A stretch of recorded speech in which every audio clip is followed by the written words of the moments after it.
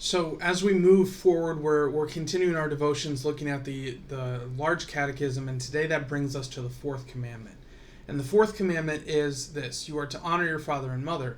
And what's interesting about this commandment is it comes with a promise, which isn't something that's typical. It comes with a promise that all might go well with you, and that there are a couple of Here's how they put it. Here's how the Book of Concord puts it. It must therefore be impressed on young people that they revere their parents as God's representatives, and to remember that however lowly, poor, feeble, and eccentric they may be, they are still their mother and father given by God. They are not to be deprived of their honor because of their failings. So you are to honor them by esteeming them, by valuing them, by behaving respectfully toward them, by not speaking discourteously to them, rather submitting to them, and then honoring them with your actions. And the reality is, your actions are a reflection on your parents, for good or for ill. I mean, if you see a bunch of little kids acting really, really badly, you say the parent doesn't have a handle on their kids.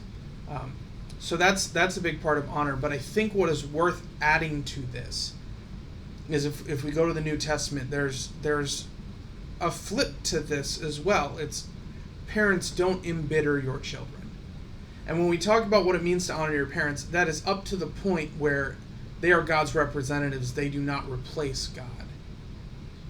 So, parents, if you're asking your child or encouraging your child to do something that goes against what God would have them be doing, then you have, first of all, you have put them in a position that is wrong. Right? You have put them in a position where they have to choose between breaking God's commandment to honor parents and breaking some other commandment, or going against God in some other way. And something I'm going to include in this is vocation. If a child has a God-given vocation, and as we've talked about before, this covers all sorts of, if they're feeling called to go to a certain school, if they're feeling called to go into a certain profession, if they're feeling called to a certain relationship,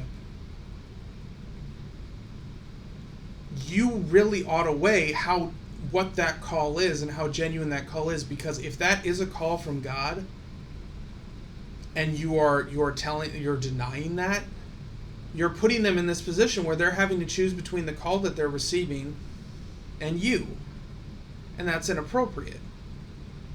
And another thing the New Testament says is parents, don't make your children bitter, right? So yes, children, you are supposed to, with the exception of God's commandments, when those are in play, kind of unreservedly show honor and respect to your parents.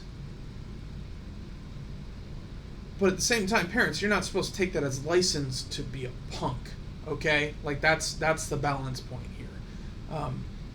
So there's kind of that, and this extends. We typically extend this commandment to those who God has put in authority over us.